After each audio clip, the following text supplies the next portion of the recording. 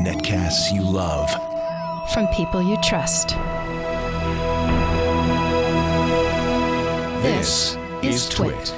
Hey there, it's Myriam, and this is Before You Buy. We're reviewing the Lumia 535, and you know what? This is the first Lumia that is Microsoft branded. Check it out. Yes, this was the first from the manufacturer that basically finally got rid of the Nokia branding, which, you know, is a big page we've turned. So what's so special about this phone, you're gonna say? You know, 535 from the nomenclature, it sounds like a low-end phone, and it is. But it's interesting because it's better than both the 530 and the 630, which are, you know, the current low-range phones on Windows Phone from Microsoft. And it differentiates itself with three things that they really went about at length in all the marketing. 5, 5, and 5. 5-inch display, 5-megapixel rear camera, 5-megapixel front camera. But what's cool about this phone is it's a pretty big phone. It feels like you're, you know, holding a higher-end device, despite actually holding on to an entry-level device. And the price reflects that. It's $125 or so. You can probably find it for less than $100 now, which is really incredible.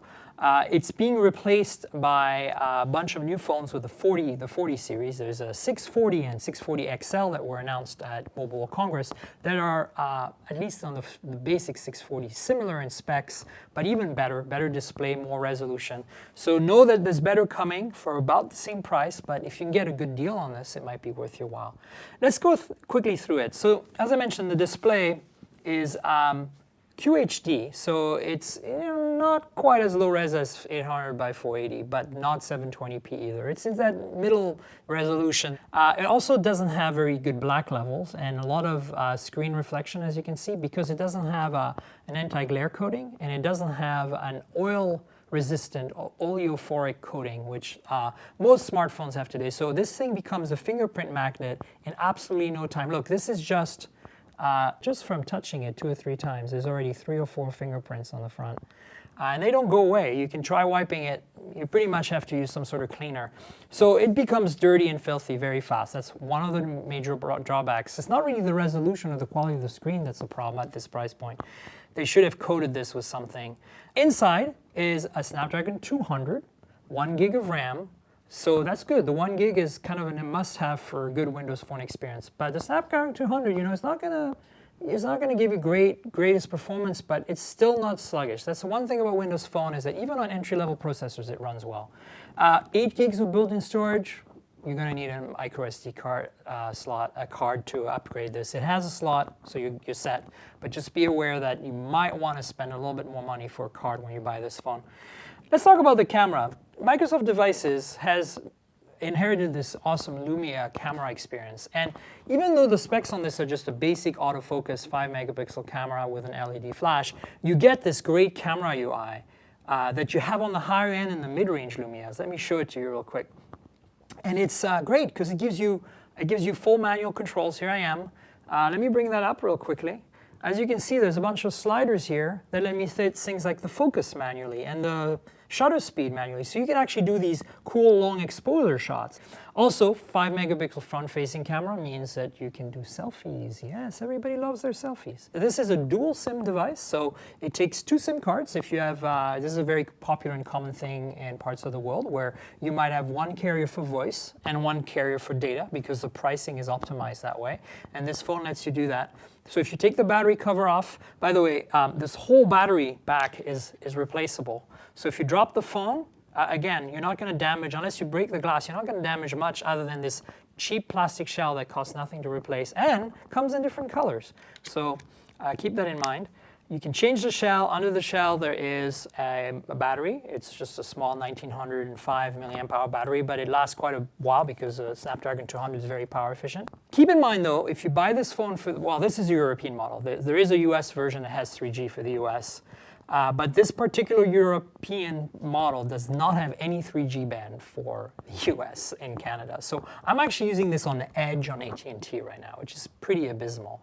But obviously, that's what they sent me as a review unit. If you were to buy it here in the States, you'd be fine. Great entry-level Windows Phone, first with Microsoft branding. Let's go talk about the pros and cons real quick. Pros, the price. I mean, probably less than $100 now on the street, as it were.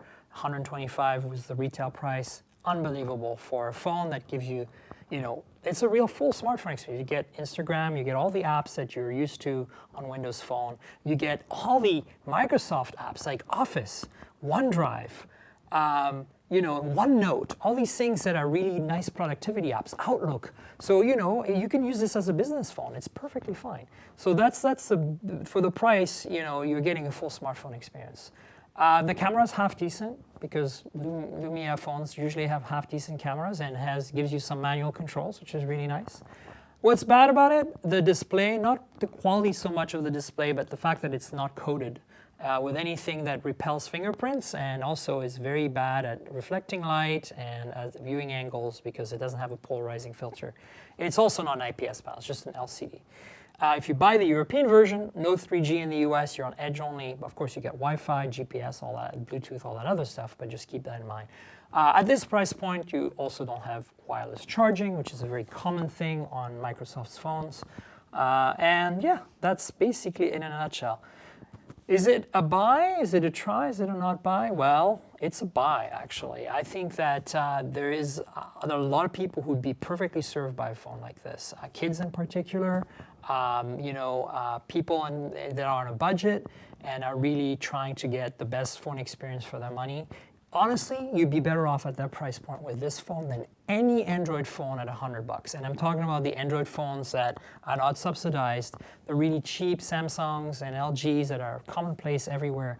Other than perhaps the Moto E and the Moto G, which are kind of straddle the price point, you really don't have any Android devices that can touch this phone in terms of overall the price point and what you get for the money. So this is my review of the Lumia 535 here on Before You Buy, the first Microsoft branded Windows Phone device.